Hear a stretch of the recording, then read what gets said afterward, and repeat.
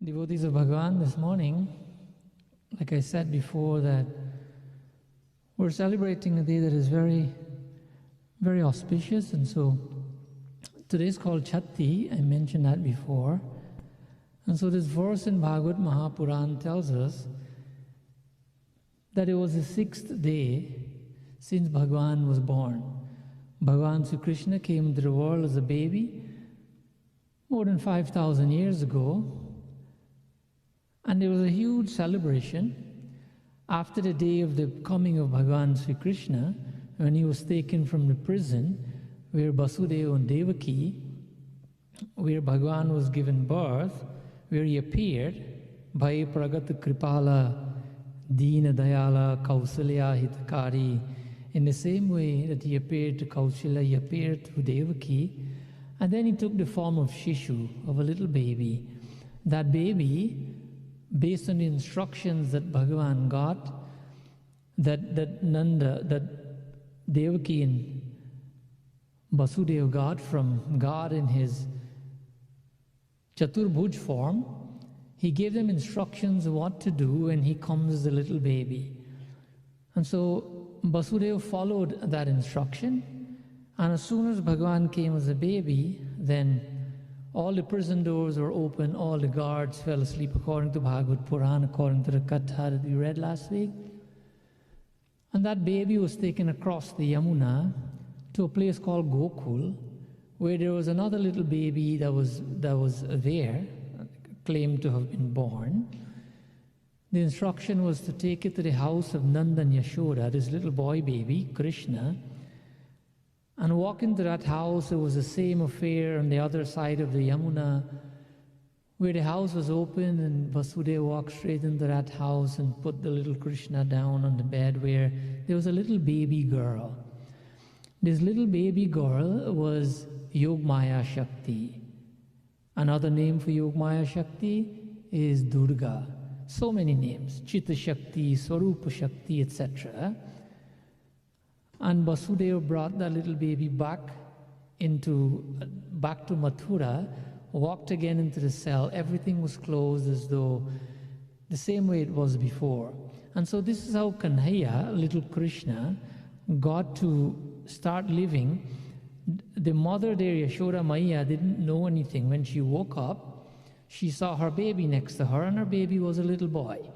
This baby boy was Krishna. And so they started celebrating. Back in Mathura, the news was given to Kans that the 8th child was born. Remember, the prophecy was that the 8th child would be Kansa's destruction. And so he came hurriedly. He grabbed that little baby in his arm and tried to destroy that little baby. We know the Katha well, and that little baby flew out of the hand of Kans, flew straight up into the air. And Kans could have seen, and everyone could have seen, this is a girl child with 4 arms. This was no other, like we said, than Durga, Yogmaya Shakti. And so that little baby said to Kans that the one who is to destroy you has already been born and is safe. That is no sense, no benefit to you to try to destroy me. That's just a little recap or continuation from where we left off last week. So now baby Krishna is in Gokul, and it's the 6th day of his birth. Now at that time, the people of Braj, they had to pay taxes into Mathura, to Kans. And the foster father, Nanda Baba, went off to pay his taxes, and he was returning. So while he was returning, according to this verse that we read, at that same time that he was returning, there was someone else in that city. There was someone else in Gokul. And this entity, this person that was there, was by the name of Putana. Now many of us heard that name growing up. We heard that Putana was a demon. And so according to Bhagavad Mahapuran, this was Putana. And she had come now to Gokul. because of an instruction from Kans, because he doesn't know where this little baby is. So he gave a radius to destroy all the little babies born in the last 24 hours, so that no small child who's been born would survive to destroy him. So he sent Putana, who was a demon, to cleverly try to destroy the children in Gokul. So Putana was there, and she was walking through the towns and the cities and the villages, and she was performing her very evil deeds, her evil duties. Now at that point in time, Bhagavan Sri Krishna, like I said, it was Chhati. Chhati literally means a number in Sanskrit, or Shashti or Chhati means 6, right? So it was the 6th day since Bhagavan has been born, happy little child playing, but there's someone there, danger is lurking in his neighborhood, because now Putana is there to destroy him. Now just a brief little information as to why Chhati is important here. A couple of reasons. One, when a baby is born, Hindus generally, we celebrate 2 occasions. We celebrate Chhati, which is the 6th day, and we celebrate what is called Badhe or Badhau. Badhau literally means 12. So Hindus celebrate the 6th day and they celebrate the 12th day of the child's birth. Now, we have heard of that. Many people are still celebrating these days. Different parts of the world, it's different. For example, in India, it is still heavily celebrated on the 6th day, especially in Gujarat and the northern side of India. In the West Indies, it is 6th day is still celebrated in Trinidad, for sure, maybe some other countries.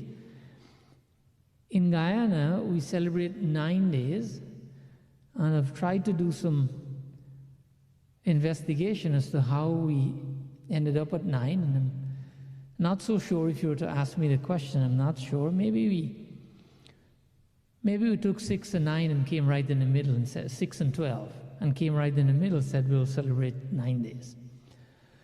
However, in the 6th day, many people in the world, they perform puja, they do different things with the baby. The mother, takes a bath, the baby, a little diya is lit in the house. The diya represents proper sight for the baby, bringing light into the baby's life, etc.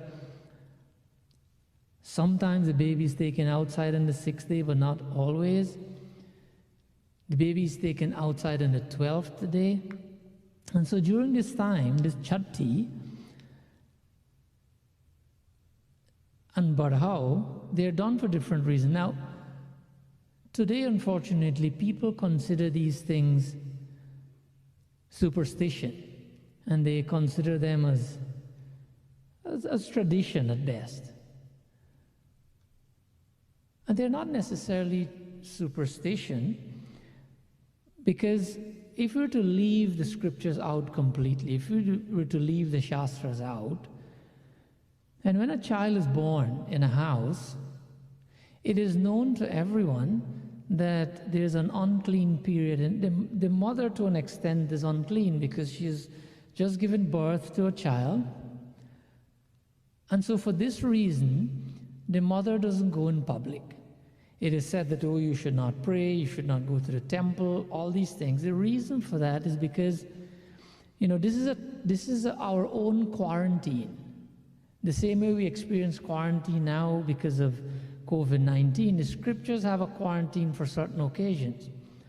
And the scriptures recommend mothers to be quarantined when they give birth to a child because of the uncleanliness that surrounds that mother. On top of that, having given birth to a child, a mother is very weak, and she's very tired, and she's wrecked, and she needs to recuperate. And so she needs a few days. It takes a mother about 10 days to recuperate fully. and for the cleanliness period the uncleanliness period to expire. And so even the baby, when a little baby is there, the little baby is so small, just came into the world, not accustomed to how things work here, and the baby is now very, very susceptible to diseases, etc. If someone goes there and holds that baby with dirty hands and things like that, any kind of coughing or sneezing or any kind of bacteria on the hand, you hold the baby, the child very, very easily will contract that disease and become sick. Why? Because the resistance is not very strong. So for a combination of reasons, the mother being unclean, the mother's is weak and she's tired and she needs rest. The baby is susceptible to diseases and try to not come in contact with people. For these reasons, it is recommended that the mother nor the child go into public for a certain period of time. And this is the quarantine that has been put into place by the scriptures. This period of time is called sutak. Sutak means unclean. We heard these words, sutak, patak, chut. Chut means the same thing. We say that when someone passes away. We're not talking about that today. That's a very similar situation. But we're talking about the birth of a child. And so the period is sutak. And so the surrounding is unclean. The baby is susceptible to diseases. The mother is weak. And so they're not going to go to the temple. Why? Because in the temple, there are many people there. They don't want to go in contact with people because of the aforementioned reasons. Even when a little baby is born, let's say, for example, a child is born, a little bit before the due date, you call it a premature baby, you go to, I think they call this NICU, NICU, or something like that in the hospital, and you have to see the kind of care that baby goes through. Nobody is allowed to visit. If you visit, you can't touch a child. The child is in a little, very secured little machinery thing there. I don't know what it's called, but mothers know. Extreme, very diligent and very circumspect care is taken of that baby. Why? Because the baby is not fully developed and is very susceptible to diseases. So that baby goes through a little quarantine period in itself. So other people, they do puja. There's a form of a goddess that is worshipped. In India, it's called Shashti Devi. Shashti Devi is, Shashti means 6, right? So Shashti Devi is the spouse of Bhagavan Kartikeya, right? We know Kartikeya. Shankar Bhagavan and Parvati Mata, they have 2 sons, Ganeshji and Kartikeya. So Shashti Devi is said to be the goddess that protects babies, newborn babies, and the mothers, etc. So people do puja to Shashti Devi on the 6th day. And those who don't, they light a diya and they do something auspicious. But then there would also be 12th day, right? Badhao. We're not going to go into details about this. But Badhao is when the cleanliness has returned to the surroundings. The baby's immune system is now stronger. The mother has recuperated, and even the scripturally prescribed time of 10 days is finished. And now, like for example, when our children were born, we did a Namkaran Sanskar. Namkaran Sanskar can be done on the 11th or the 12th day. Namkaran Sanskar means the naming ceremony of the child. That is one of the sanskars, the 16 sanskars that a person goes through in life. Like one is Upnayan, the Janaya, one is wedding, Vivah Samskar, etc. One is Namkaran Sanskar. So a Namkaran Sanskar is done on the 11th and 12th day because there is no risk to the child and to the mother. This day is called Badhao. Badhao is still celebrated heavily in different parts of India and different parts of the world. Nanda Baba celebrated what is called Nanda Utsav. This is the very day after, but not in contact with the baby and the mother. He shared gift and had a big celebration, etc. But in Badhao, everybody can join together and celebrate, in a very pious way, in a sattvic way. We should celebrate when a baby is born in our homes. So that is what we do for Badhao. we do Namkaran Sanskar, or you just do a celebration with friends and family. So this is a very brief explanation or piece of information that is given as to why 6th day is very special, why we're celebrating the 6th day, which is called Chhati. And so now, it was the 6th day of Bhagavan Sri Krishna. He's a happy baby, but there's a demon walking around in Gokul, and this demon is coming to kill Bhagavan. The difference with this demon is that even though she was dressed up so beautifully, she wasn't dressed like a demon. She was dressed so beautifully and was carrying a lotus flower in her hand that even the gopis, who love Sri Krishna so much, they thought that this was Mahalakshmi. You know, demons have this power to change their form and to look like the most beautiful human being. So Putana was walking around, approaching the home of Bhagavan Sri Krishna now, and she looked extremely beautiful and calm and composed and divine, carrying a lotus flower, etc., that even the gopis thought she was Mahalakshmi. The difference was that this very beautiful Lakshmi-like individual that is approaching the home of Bhagavan Sri Krishna had the most potent, the most powerful type of poison besmeared on her breast. And this is how she was planning to destroy Sri Krishna. And so she has now approached. She's now approached the home of Bhagavan Sri Krishna, and we'll see what happens as she approaches the home of Sri Krishna.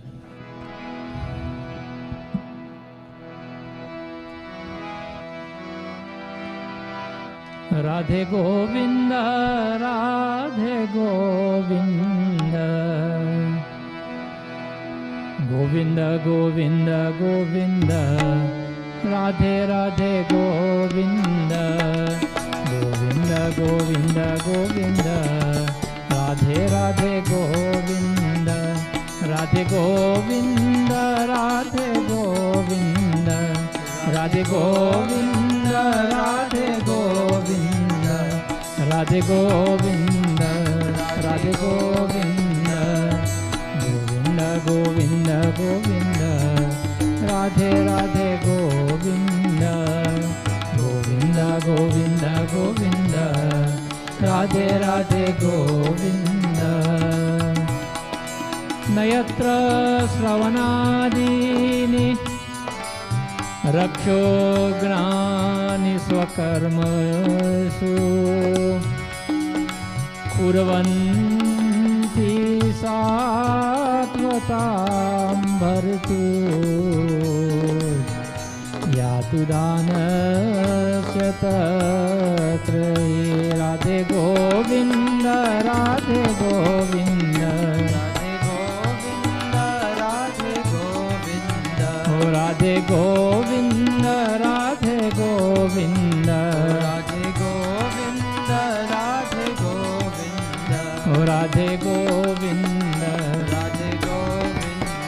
Radhe Govinda, Radhe Govinda, Radhe Govinda, Radhe Govinda, Radhe Govinda. Bala Krishna Bhagavan ki jai.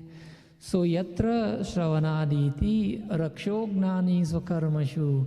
That here it says that this, in the other verse, the following verse in Bhagavad Mahapuran, it says that this demon, Putana, was visiting different homes in Gokul, but she was choosing the homes where the spiritual atmosphere was very limited. What does that mean? It means that the people who are celebrating, who are performing their daily spiritual duties, those people create a stronger ring of protection around their homes from anything that is evil and anything that is harmful. For example, Shravana Adini means hearing and chanting. Remember, so many times we talk about Shravan Bhakti, listening to God's words. Shravan, Kirtan, chanting God's names. Raksha Gnanini, that a protection, a form of protection is created by this attitude through the sound vibrations. You know, when we chant mantras and stotras, it creates sound waves. Those sound waves, as long as they are glorifications of God, they create sound waves that forms protection and destroys danger of every kind, destroys bad elements of every kind from the lives of those devotees. So it is said here, according to this verse, that people who perform it is called their occupational duties, their spiritual duties, their devotional service. Whether by chanting, whether by listening, that dangerous elements cannot come their way. And so the devotees in Gokul, the people in Gokul, had no reason to, go through anxiety, to be fearful, because Putana was now around, because their spirituality is protecting them. And so this is why Putana went to the homes of non-devotees first. So the question might be asked that how is it that we should protect ourselves spiritually, protect our families and things like that? Well, one very easy way to do it is to perform something called a Pach Mahayagya.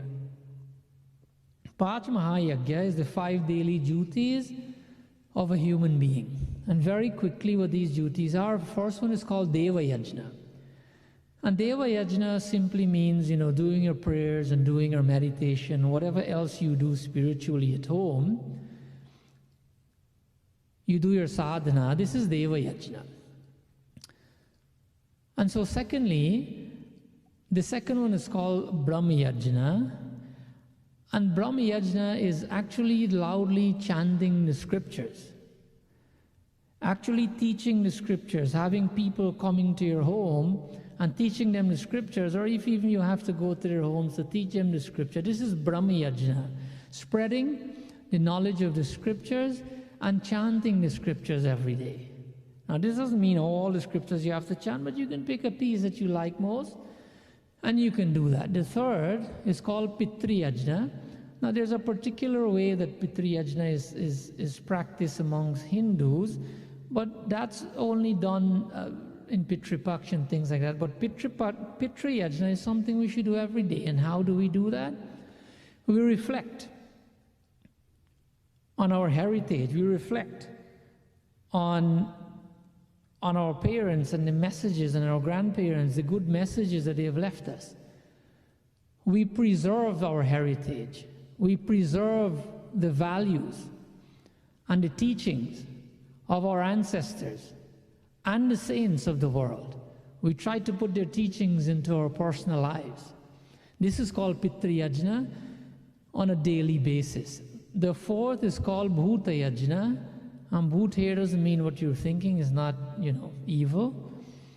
Bhut here means every living entity. So when it says every living entity, what we mean is that we have to create a spirit of sharing. Not only amongst human beings, but create a spirit of sharing amongst human beings and the lower classes of animals. There's a beautiful Ved mantra that says, Anapate anasya no dehyamani vashma shushminaha prapadataram tarish dehi urjano dehi dvipade chatushpade. Dvipade means 2. Chatushpade, chatuhu means 4. Pade means feet. We have to, according to Bhuta Yajna, and the last one, the 5th one, Manusha Yajna, that we have to serve not only humanity, but also the lower classes of animals. This is Bhuta Yajna.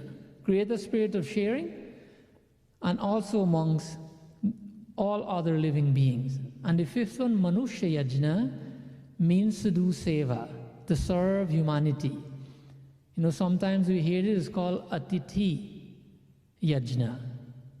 You know, Atithi Devo Bhava, we remember that from the Ved, that the visitor should be treated like a celestial being. And so this is Manushya Yajna, Atithi Yajna, serving humanity in every way. So coming back to the Katha, and the reason why we're reading Katha today, just in case you're wondering, is because we're celebrating Chhati, and this Putana Katha happened on Chhati, on the 6th day of the birth of Sri Krishna. Now, we would get to find out how Sri Krishna handled it, but as regular human beings, we may not necessarily have this power. So that's when the mother protects us and things like that from the environment and everything that is harmful. So, Putana is approaching, and Bhagavan sees her. Little Kandhaya. He's on his swing, having a great time, and he senses that Putana is coming, because he's Bhagavan. Many times in his life he has used Yog Maya Shakti to forget that he's Bhagavan. But that's a different thing. Right now Putana is coming, and he senses that Putana is here. So Putana came and greeted everyone, and like everyone else, she came to see the baby. Like a new baby is born in the house, all the neighbors come, the family come at some point in time. People never stop coming in to see the little baby, to give gifts, etc. So Putana came, she spoke to everyone, she says, I'm here to see the little baby. And so remember, she has Kalkut in her breast. And Bhagavan is watching her. She has approached this little, very cute, very beautiful little baby, and she picks the little baby up. This was the perfect opportunity now for Putana to give Bhagavan the poison to drink and to destroy him completely. Bhagavan, being Antaryami, he knows what is going on. So Bhagavan, at this point in time, as Putana is giving him, is trying to suckle the baby, trying to give him, you know, the poisoned breast to drink milk from, Bhagavan realizes what is happening and he closes his eyes. Now, many interpretations here is that Bhagavan got very scared, and that's why he closed his eyes. But there are 6 saints, Kripaluji Maharaj and the other Rasik saints, they say that Bhagavan didn't close his eyes because he was afraid. He closed his eyes for a completely different reason. What was that reason? Bhagavan closed his eyes and he called upon Bhagavan Shankar. At that point in time, knowing that there is poison on the breast of Putana, you see, he knows a person. You know, sometimes we're in some kind of situation and we always know a guy, or you call a guy to fix a thing in the house, or you know a guy who knows a guy who knows a guy. Well, Bhagavan also knew a person, and he knew Bhagavan Shankar, Lord Shiva. And so he didn't have to text Bhagavan Shankar, he didn't have to call him on the phone. In today's language, we call it telepathy.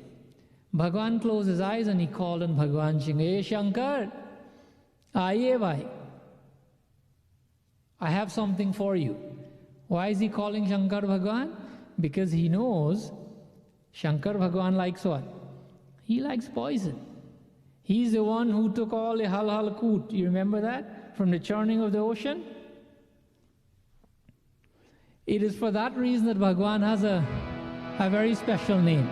Shankar Bhagavan, he has a very special name. This is the name.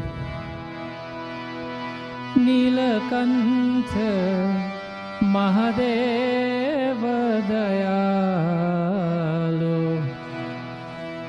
Nilakantha Mahadeva Dayalu.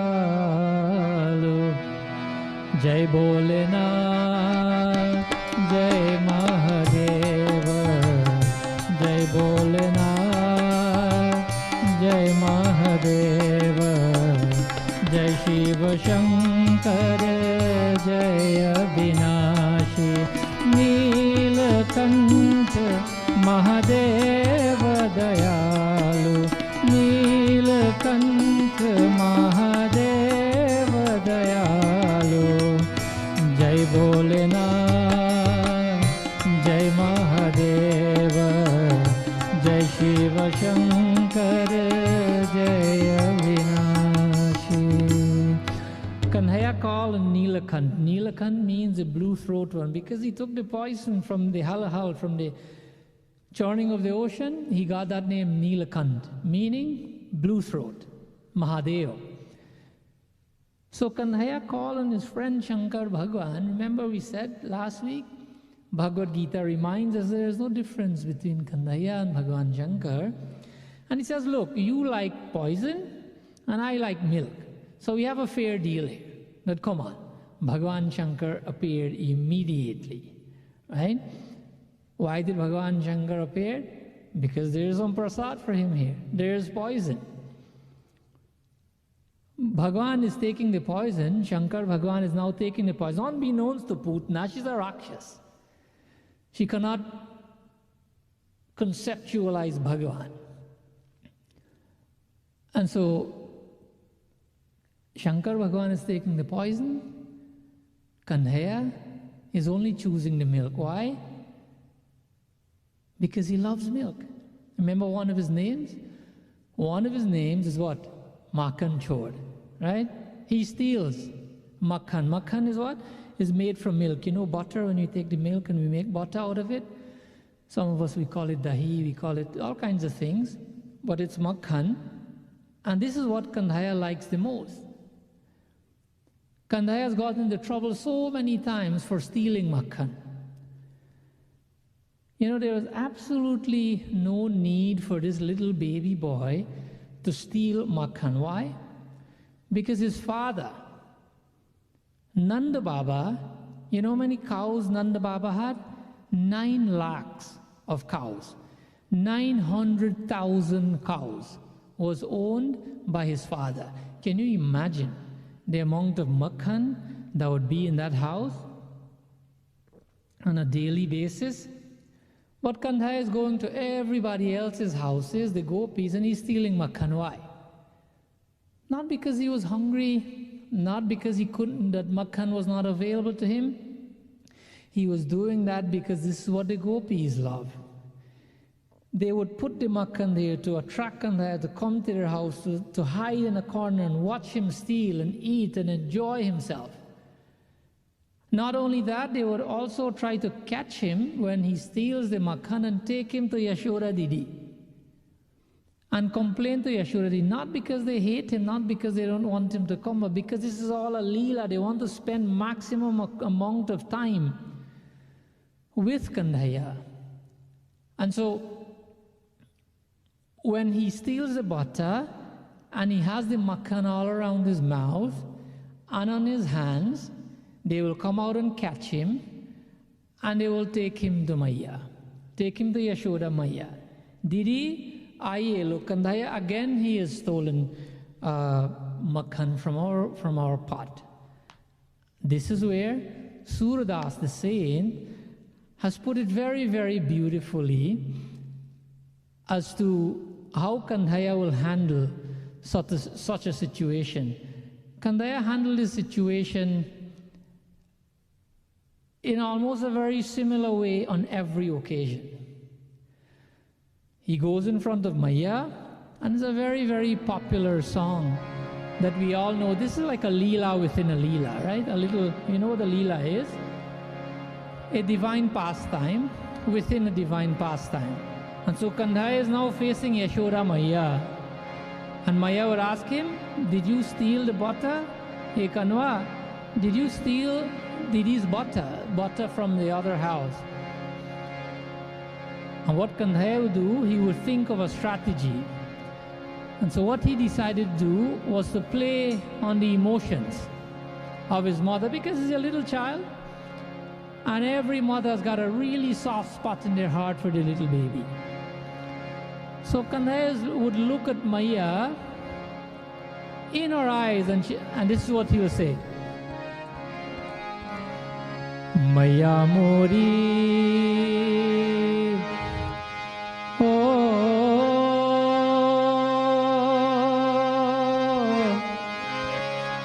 मैं नहीं माखन खायो."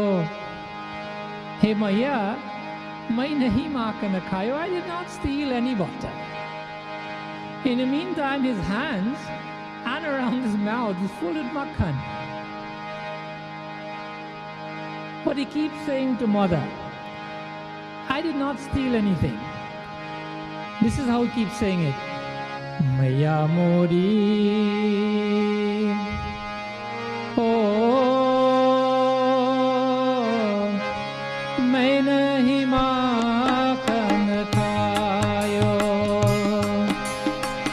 कहत सुनत में आकर काहे, कहत सुनत के आकर काहे, झूठा दोष लगायो रे मैया मोरी, मैं नहीं माखन खायो, मैया मोरी,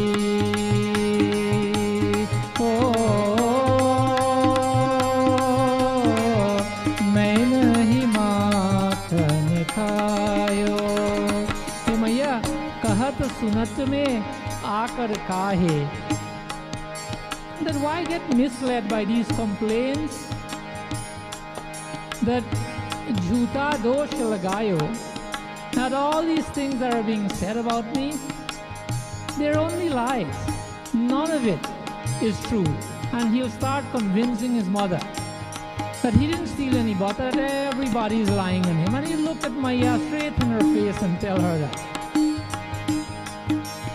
Kanhaiya is now using emotions to see if he can convince Maya so that he can get out of trouble. This is what he says. "Yamuna के तट पर बाल ग्वाल संग, चार पहर मैं खेला, गैया चरावत बंसी बजावत, भई सांझ के बेला,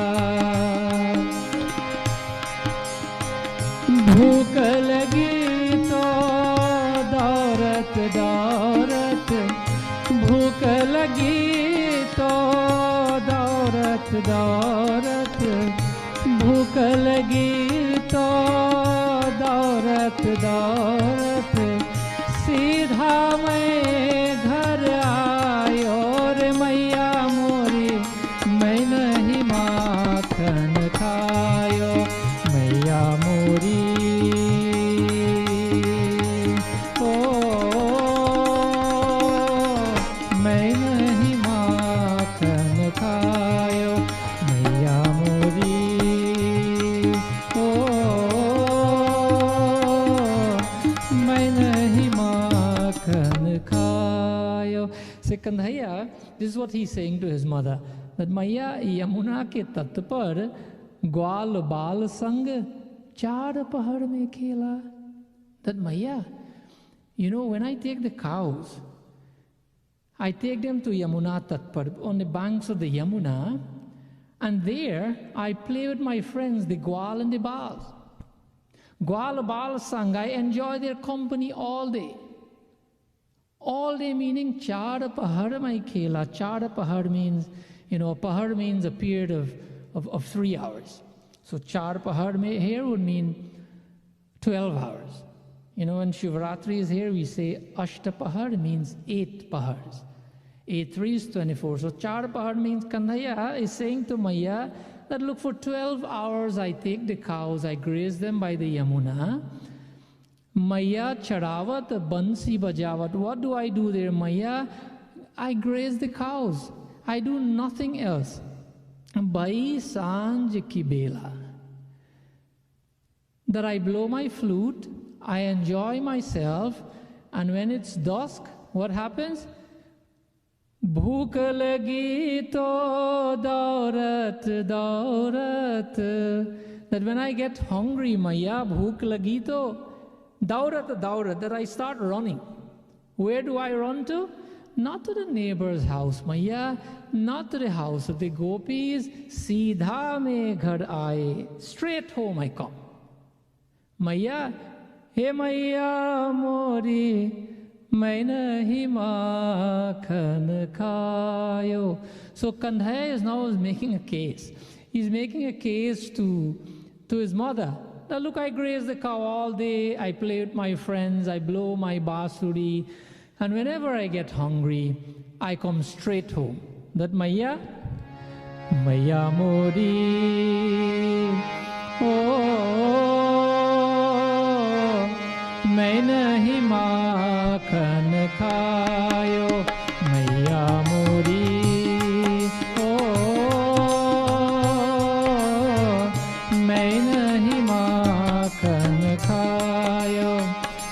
So Kanhaiya used some emotion, but Maya is not ready to budge. You know, Yashoda Maya is thinking, is he telling the truth? And so when that seems not to have worked totally, Kanhaiya moves on to another strategy. And this strategy now is to use principles and logic. Kanhaiya is now using on Yashoda Maya. This is what he says. मैं तो बाबा नंद के लाला काहे चार खाओ मैं तो बाबा नंद के लाला काहे चोर कहाओ अपने घर में कौन कमी जो बाहर माखन खाओ बात सुनी तो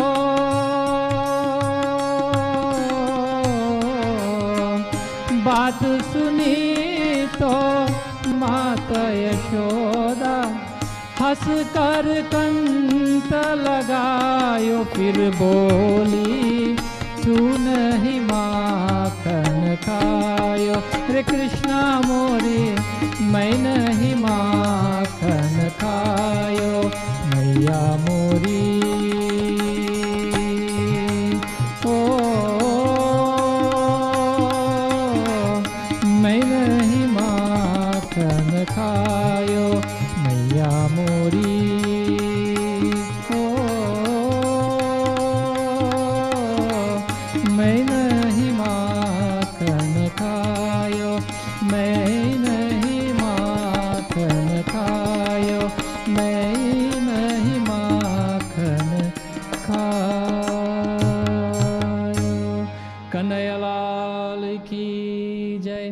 So Kanhaiya has now used principles and logic on his mother. This is what he says. Maito Baba Nanda Kilala. He said, Maya, listen. I am the son of Nanda Baba. Nanda Baba is the king, is the chief of this village. Now do you think I'll be so disrespectful to my father's very respectable position in this village, and I'll go and do something so disrespectful, to bring disrepute, to bring embarrassment to my father? Maito Baba Nanda Kilala. And plus, my father loves me so much, he'll be so disappointed if he hears that I've done something. Kahe chor kahu. How come? Knowing all this, Maya, how can you call me a thief? Apne ghar mein kaun kamijo bahar makhan khao. That apne ghar mein, that why will I eat butter outside? Remember, Nanda Baba had 900,000 cows. So now he's using logic. Maya, explain to me, why would I go and steal butter outside when there's no shortage of butter in this house? This whole house is full with makhan. Jo bahar makhan khayo, why will I go outside and steal? That Maya, baat sunito mata Yashoda. So Kanhaiya has used emotions, he has used logic, he has used principles, he has done everything. In the last line of the bhajan, Maya is now speaking, listening to a little Kanhaiya. Baat sunito mata Yashoda. And now Yashoda is speaking. What did she say? Haskar kantha lagayo. She gave Kanhaiya a big, sweet, very firm hug. Why did she do that? Fir boli tum nahi makhan khayo. Re Krishna more tu nahi makhan khayo. Yashoda Maya is now convinced that our Kanhaiya didn't steal any butter. Kanhaiya has done his job. He's successful once more. Fir boli, Yashoda Maya says, tu nahi makhan khayo. I know, you didn't steal any butter. They're telling lies on you. I know it is, hey Krishna, tu nahi makhan khayo. So, this is a little leela within a leela to help us understand or be reminded that Kanhaiya loved milk. He wants nothing to do with poison, so he called Bhagavan Shankar. Bhagavan Shankar took the poison, and what did Kanhaiya do? He sucked the life out of Putana. He did not only suck the milk, but he sucked the very life out of Putana. When the milk was dried up, the poison was gone, the milk was dried up from her breast, Kanhaiya kept on sucking. And she tried to brush him off to get rid of the baby, but Kanhaiya was holding on really strong, knowing that this is a demon, knowing what she came to do, knowing what she has done to other babies and what she plans to do to other babies. Kanhaiya held on with his mouth, and Putana could not have gone anywhere. When she could not get rid of Kanhaiya with her regular form, she reverted to being a demon again. She started growing. Bigger and bigger and bigger in size. This is a power that Rakshas have. Kanhaiya held on, and he's sucking and sucking, sucking the life out of her as she grows bigger and bigger and bigger. Eventually, the life was sucked out of Putana and she fell to the ground. According to Bhagāwat Mahapuran, in the 14th verse of the same chapter, the 10th canto, the 35th chapter, that when Putana fell, she grew for miles and miles, according to Bhagāwat Mahapuran, because she had this Rakshas power to grow as big as she wanted. But then life was gone and she fell to the ground. She felt like a log. She was able to break a considerable amount of a piece of the forest when she fell and broke all the trees there. So Putana is now lying on the ground. Kanhaiya is still sitting on her chest. Little Kanhaiya, same size. Nanda Baba had gotten back home and understand what's happening, and all the Brajavasis, all the people from Gokul, they started running to find Kanhaiya. They ran there. When they got to almost the head of Putana, they saw Kanhaiya, very happy. He's playing on the chest of Putana, no problem at all. Putana is dead. And so they decided that since Kanhaiya has destroyed his demon, that they should give her a respectable send-off. And so they decided to make a pyre and to send her away in a cremation. But something happened when they stacked wood on top of her body. For miles and miles, the broken forest, they stacked it there, and they're trying to burn the body of Putana. Then this happened, according to Bhagāwat Mahapuran.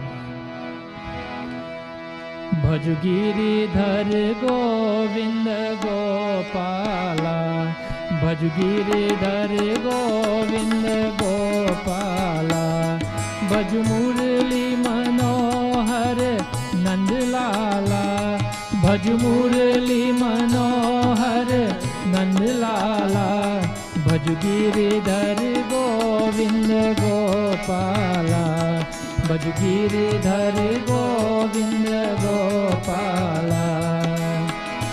Putana लोकग्नि राक्षसी रुधिराशना, जिगांसयानि Hershey स्तनं दत्वापसर्गतिम्। Giridhar Govind Gopala, भज गिरिधर गोविंद गोपाला, भज मुरली मनोहर नंदलाला, भज मुरली मनोहर नंदलाला, भज Giridhar Govind Gopala, Gopala, Gopala, Gopala. While you're trying to burn the body of Putana, from the body of this Rakshas, a very sweet, very pleasant, very spiritual scent started coming out. The body started smelling really sweet. Are, the body of a Rakshas, even regular human beings, they don't smell sweet unless you put some kind of kesar or some kind of thing there to smell. Why did this happen? The verse said Sargatim. Sargatim means the highest abode that a person can attain after leaving the body, meaning God's permanent abode. The verse says Priyatam. Priyatam means the dearmost, the one you love the most, right? You love someone or something the most. And so Putana was considered by Bhagavan Sri Krishna as Priyatam. Priyatam means someone he has given the highest abode to because he loves her very much. Why did this happen? Because Kanhaiya, even though Putana was hankering for blood of human children, and she came with the intention of killing Bhagavan, what God realized, what Kanhaiya realized, and what he recognized was the selfless act of trying to treat him like a little baby and breastfeed him. So amongst all the things that Putana tried to do to Bhagavan, Bhagavan recognized the motherly act in Putana. And because he chose to recognize only the motherly act in Putana, he gave her his highest abode. The greatest achievement of a human being is to attain God's abode. And this is what Putana achieved. Why? Because Kanhaiya only recognized that she was willing.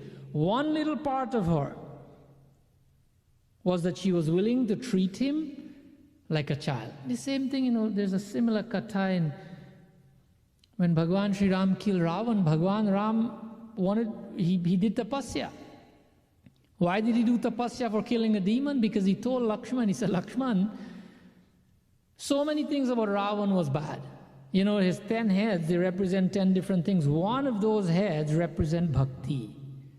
One of those heads represents spirituality and his love for God. And because of that, there was a part of Ravan that was a devotee, and that is why I'm doing tapasya. I've killed a devotee, at least in a little way. Some percentage of him was a devotee.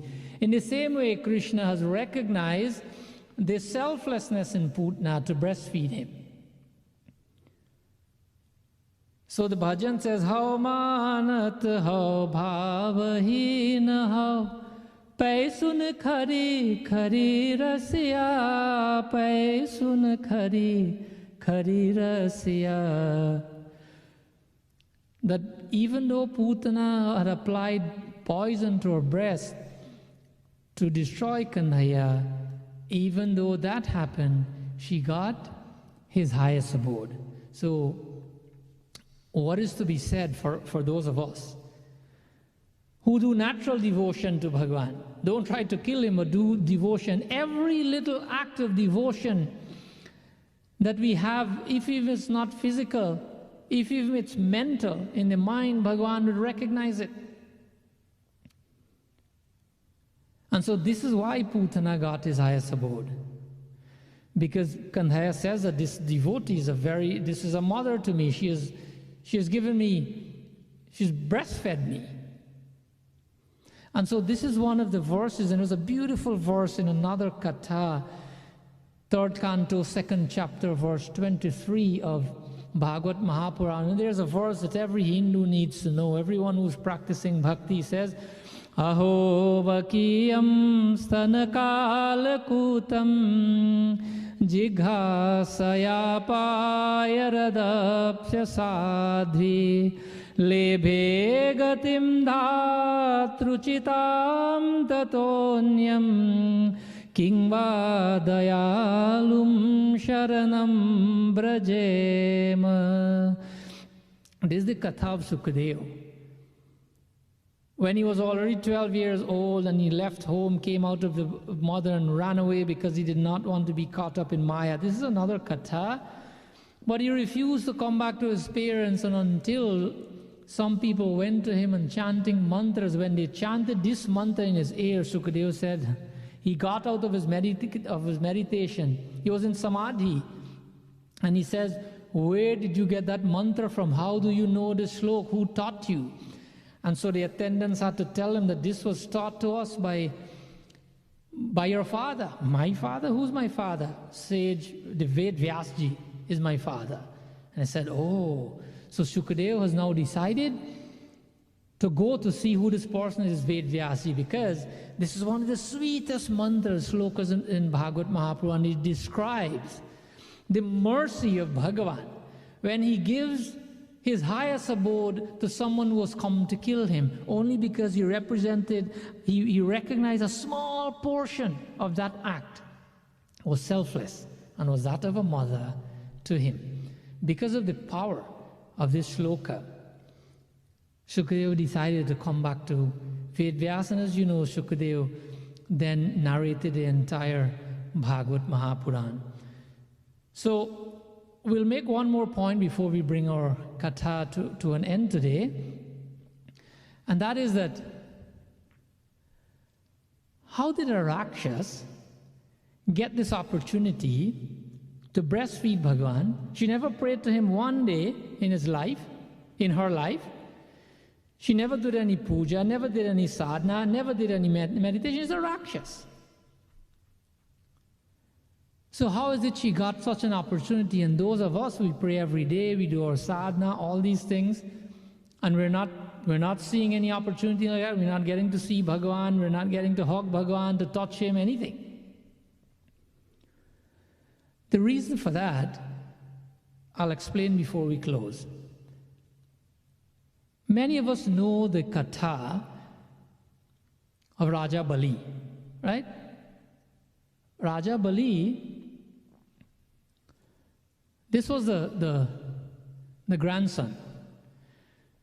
Raja Bali being the grandson of Prahalad, and he was very, very powerful. But he was also a demon. He defeated all the devatas. You know, all the devatas in the heavenly regions, not God, the devatas, the celestial beings. He defeated them and he took over the throne. He took over the throne of Indra. You know Indra, the Lord of Rain? He took it over. But this was going to be short-lived, and so his guru, Sukracharya, said to Raja Bali, look, if you want to be in charge of heaven, you have to do this the right way, that this is not the correct way. This will be short-lived, and you will lose it after a very short period of time. If you want to own it forever, then take my advice, do the right thing, and you can own it forever. Raja Bali says, okay, what is it?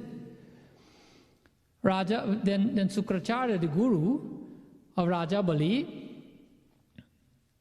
he says to him that you have to do 100 yajnas. 100 Ashwamedha yajnas. Ashwamedha yajna was done, in Ramayana by Bhagavan Sri Rama, Lakshman, etc. We know that Katha.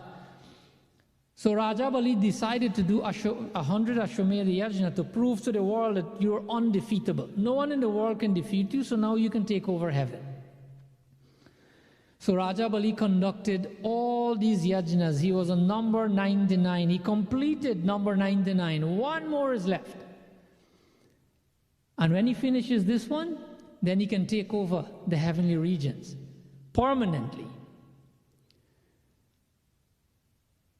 When he was conducting the 100th yajna, the havan, the sacrifice, we know the Katha, but I'll say it in brief. That is when Bhagavan came as Vaman. You know Vaman? Vaman avatar, a little Brahmin avatar, not very tall. Bhagavan recognized what would happen, so he's come to keep order in the world. So Bhagavan has appeared as Vaman. Vaman is one of the 10 incarnations or descensions of God. Because he knows that one thing that was known about Raja Bali was that he was a Mahadani. He gave anything to anyone who needed it, who would ask for it especially. So Vaman Bhagavan shows up by the Yajna Sthal, by the place where the Havan is going on, and he says, oh, I'm here to ask for some dan, for some dakshina, for some alms. Raja Bali could not resist when someone is asking for something. This was in his nature, that he has to give. And so when he saw Vaman Bhagavan thinking that this is an ascetic, this is a person who needs help, he says to his guru, let me go help him. Sukracharya warned him, do not get up from here. If not, you'll be sorry. Everything will be destroyed. Complete this one more yajna before you get up. Raja Bali did not listen because he cannot resist giving alms to people. He approached the Brahmin, says, what is it you want? How can I help you? Vaman Bhagavan showed up as a Brahman, as an ascetic, as a person who needs alms. How can I help you? Vaman says, I don't want much. I just want 3 steps of land. Because I have nothing, I want somewhere that I can sit and rest. Oh, 3 steps of land? That's all you want? Have you not heard of me, Raja Bali, that I give anything to anyone? Ask for acres and hectares of lands, I'll give it to you. No, I want 3 steps of land. Okay, measure 3 steps and take it anywhere you want. Vaman Bhagavan made the first step. And the first step, Vaman Bhagavan started growing. And he covered the heavens. He is now covering the heavens. Bhu, Bhuva, Swa, Tapa, Jana, Maha, Satyalok. All 7 heavens are now covered. Bali is watching. While growing, because he has grown so huge, then Bhagavan's his toenail now has reached the heavens. This is where Brahmaji was in Satyalok and saw the toenail and recognized that this is the toenail of my Bhagavan. And he says, I have to take the opportunity to wash the feet of Bhagavan. This is when he took his kamandal and he washed the feet of Bhagavan. This is the water that became the Mandakini. This is the water that is used, when we chant the mantra, Mandakini, Mandakini, Salila Chandana Charchitaya, Nandishwara Pramathanata Maheshwaraya, Mandara Pushpa Bahu Pushpa Supujitaya, Tasmai Makaraya Namah Shivaya. When we chant this prayer to Bhagavan Shankar in the Panchakshar Stotra, Mandakini, that water from the Mandakini is used to worship Bhagavan Shankar. It has come from the toe of Bhagavan, washed by Brahmaji. So now, Vaman Bhagavan is making his second step. And upon making his second step, all the lower regions are now gone, the lower worlds. We mentioned him last week, Attal, Bittal, Suttal, Rasatal, Talatal, Mahatal, Patal, they're all gone. So now the upper regions are gone, of the 14 regions, and the lower regions are gone. Bhagavan has taken up everything that is in existence with 2 steps. And so now he's asking Bali, where should I put my 3rd step? Bali being a Mahadani, he did not give up.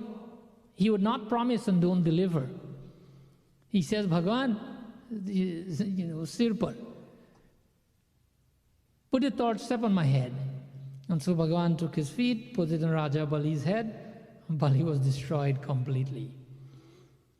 While this was happening, here's the reason why Putana was able to have the opportunity to worship Bhagavan, to breastfeed him. Someone was watching when all of this was happening. Who was watching? You know, Raja Bali had a daughter. Her name was Ratnamala. And she was not a part of the yajna. She was watching from a distance what's happening. And when she saw Brahman appear, and he's such a cute, he's so little, he's so short, he looks like, in his arms, he looks so innocent, you know, someone that attracts you, and you see someone and they look very attractive, like oh, I wish that was my little brother, I wish that was little sister or some relative, etc., etc. Brahman Bhagavan looked like this to Ratnamala. And she said in her mind that, you know, I'd love to have a baby like this. I'd love to breastfeed someone like this. This emotion came over her, Ratnamala, when she saw this little baby, and she wished that this was her baby, that she'll breastfeed him. Remember, Bhagavan is Antaryami. He knows everything. This is why in this country, we say, be careful what you wish for. I've heard that for the first time when I came to this country, but it makes so much sense. Be careful what you wish for. Why? Because Bhagavan heard the wish that was made in the mind of Ratnamala. And he said to her in his response, quietly, when I come in Dwapar, I will fulfill your wish. Bhagavan doesn't turn down the wish and the desires of anyone as long as there's a sattvic wish, a dharmic wish. Everyone gets through at some point in time. So he couldn't do it this time because she was still a Rakshas. He says, when I come in Dwapar Yuga, meaning when I come again, as Krishna, I will fulfill your wish. This is why Putana was able to have the opportunity to breastfeed. This is a promise that Putana got from Bhagavan in her past life. So this is why as Hindus we say over and over and over in this program like a broken record that worship is done with the mind. All the things you do with your hands, they're fine, but they start from the mind. And then you can do them with the hands and feet and eyes and ears. But if you do them with the mind, you don't necessarily have to do them with the senses. You can do both, that's fine, but the more important of the two is with the mind. Why? Ved says, Mana eva manushyanam karanam bandha mokshayo. Mana eva, mind alone. Manushyanam, when it comes to mankind, this is Brahma Bindu Upanishad, the second verse, that if mind alone, karanam bandha mokshayo, will determine whether you enjoy freedom in life or you're totally bound. Whether you'll only have bondage in your life or you'll become free in this life and beyond. The mind alone, mana eva, the mind alone will decide that. So these are not my words, Bhaiya. This is from the scriptures. Let us take it from the scripture and start worshipping. That is why in this program we try to do meditation, we try to worship with the mind. We do Manas Puja for the whole Shravan Mass, etc. You know, we've heard this many times. What you think you become. What you feel you attract. What you imagine you create. This is said by Buddha, Gautam Buddha. And so there are many versions of this. We've heard of another version of it from, the Buddha and Lao Tzu and even Emerson. They have some version of this that watch your thoughts, and they become words. Watch your words, they become actions. Watch your actions, and they become habits. And watch your habits, they become character. And watch your character, it becomes what? Destiny. Lao Tzu, Buddha, Emerson, they all said the same thing, some version of the other. So what does it mean? The Bible says, as you think, you become. In the book of Proverbs, 23rd verse in the 4th chapter. As you think, you become. Ratnamala thought of this, and she became. It came through for her, and her thoughts and her imagination became true, and she was able to breastfeed Bhagavan, because Bhagāwat Mahapuran tells us there are 3 forms of God available to us. I don't want to do the quote and everything right now, but one is Brahman, that pervades the entire universe. The second one is Bhagavan, Ram, Krishna, Shiva, Lakshmi, etc. And the third is what? Paramatma. Who's Paramatma? The form of God that sits in the heart. What does he do there? He takes a note of all our what? Our actions? Nahi bhaiya. He takes a note of all our thoughts. It is our thoughts that create our karma.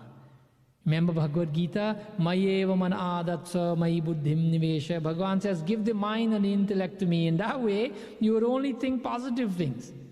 And the mind will not go astray. The intellect would not try to analyze and end up doing the wrong thing. That if you give the mind to me, you will live in me. So this is why it is said, what you think you become. Ratnamala, she thought of that and she got it. So as Hindus, as devotees of God, we must know that when we want to worship, worship should come from the mind first. And if we want to do it externally, we're free to do so. But limiting ourselves to external worship has caused all kinds of problems in our lives because we're too busy. No one worships before they go to work because they're too busy, have taken care of the house and the children in the morning. They come home, same thing. On the weekends, you have laundry, you have all this kind of work to do. There's so many things to do on the weekends. You promise to pray Sunday morning, and then you're so tired you can't get up, and then you wake up late and there's a bunch of domestic chores waiting, so you're not worshiping. We're falling short of our duties. We're not worshiping because we have limited worship to a physical thing. Nowhere in the scripture does it say that worship has to only be physical. As a matter of fact, it is strewn all over the scriptures. In every scripture it is declared unanimously that the most powerful form of worship is worship with the mind. Here again in this Katha, it tells us how powerful a worship from the mind is. Just a thought from the mind, Bhagavan registers it and he fulfills it. There's nothing wrong with worshiping physically with the hands and the ears and all of that. But if we do so, the mind has to also be applied. When you're doing arti, you can't think about what you need to cook today, or what time you're going to go to work tomorrow. When you're doing arti, you have to think of Bhagavan. That is worshipping with the mind. Or you can just do it to the mind alone. So my dear friends, this is a beautiful katha that happened on Chhati on the 6th day of the birth of Bhagavan Sri Krishna. So we wanted to bring this as a part of our celebration today, so that we can all know the significance of Chhati. In Bhagavan Sri Krishna's case, it's a little bit different. This is what happened on the 6th day. He killed the demon Putana. And let us ask of Bhagavan to, through his grace and his blessings, to kill all those demons, Kam, Krodh, Lobh, Moh, Ahamkar. You know, in our prayer we say, Lakshmi Karod Kalyanam Arogyam Sukha Sampadam Mama Shatrum Vinashaya Deepa Jyotir. Mama Shatrum means our internal enemies. Let us ask of Bhagavan to kill those internal enemies and bless us so that we can worship. Our mind can be clear, we can have clarity of mind, and our mind can be fixed on Him while we live in this world. I thank all of you for joining us, but before we close with our meditation, let's join in the Jhulan Leela. Remember, today is also a day for celebration, right? So we have our Jhulan. We'll be putting the Jhulan on the screen, and we'll be singing a Jhulan bhajan. So I don't know if you'll have the copy. If you do, you can sing along. Or we'll be playing the video where we're doing the rocking of Bhagavan. This is how we're celebrating Chhati. We're rocking Sri Krishna in our mind. We group our voices together as we worshiping. So prepare the mind, or have your little Jhulan. If you have one at home, just bring it with you and you'll rock it while you're doing the bhajan. So we'll give you a few minutes to do that. So go get your little Jhulan and you'll do worship like that. We'll give you a few seconds, maybe 30 seconds. We'll be right back. Radha Krishna Foundation presents an international event. Friday, November 13th, 2020. Deepavali, Return of Light.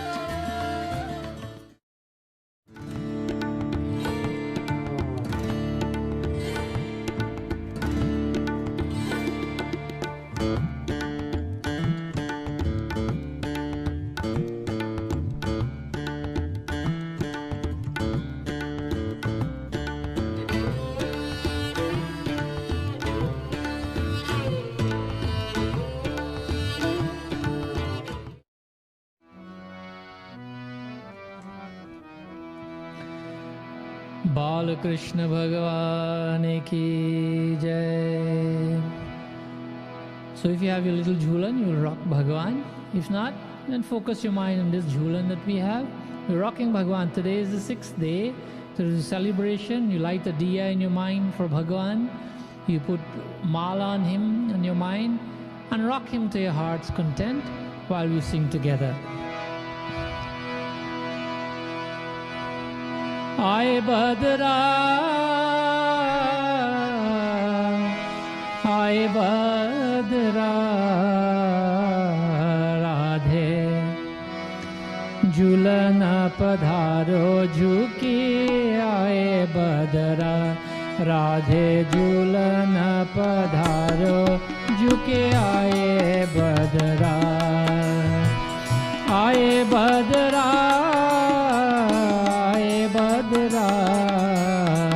आए बदरा, आए बदरा, राधे झूलन पधारो प्यारे झूलन पधारो झुके आए बदरा, राधे झूलन पधारो झुके आए बदरा।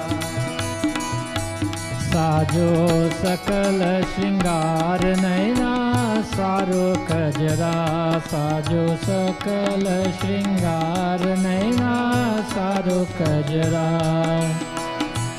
ऐसो मान न की जय हत तजे अली, ऐसो मान न की जय तज तजे अली, ऐसो मान न की जय हत तजे अली। राधे झूलन पधारो प्यारो झूलन पधारो कुमारी झूलन पधारो झुके आए बदरा, आए बदरा झुके आए बदरा, आए बदरा झुके आए बदरा। राधे झूलन पधारो, राधे झूलन पधारो प्यारे झूलन पधारो झुके आए बदरा। तेरो रसिक प्रीतम मग जोवत करो, तेरो रसिक प्रीतम मग जोवत करो। राधे झूलन पधारो प्यारे झूलन पधारो, राधे झूलन पधारो झुके आए बदरा, आए बदरा झुके आए बदरा, आए बदरा झुके आए बदरा। राधे झूलन पधारो प्यारे झूलन पधारो झुके आए बदरा। राधे दो कर जोरे तोरे चरण परो, राधो दो कर जोरे तेरे चरण परो। राधे झूलन पधारो प्यारे झूलन पधारो कुमारी झूलन पधारो झुके आए बदरा। राधे झूलन पधारो झुके आए बदरा, आए बदरा झुके आए बदरा, आए बदरा झुके आए बदरा, राधे झूलन पधारो कुमारी, झूलन पधारो प्यारी, झूलन पधारो झुके आए बदरा, राधे झूलन पधारो झुके आए बदरा, झुके आए बदरा, झुके आए बदरा। बाल कृष्ण भगवान की जय। This is how Yashoda Maya and Nanda Baba rocked their little baby. So I hope that that would have brought some sort of increased spirituality to your hearts. And if it does, try to keep it there.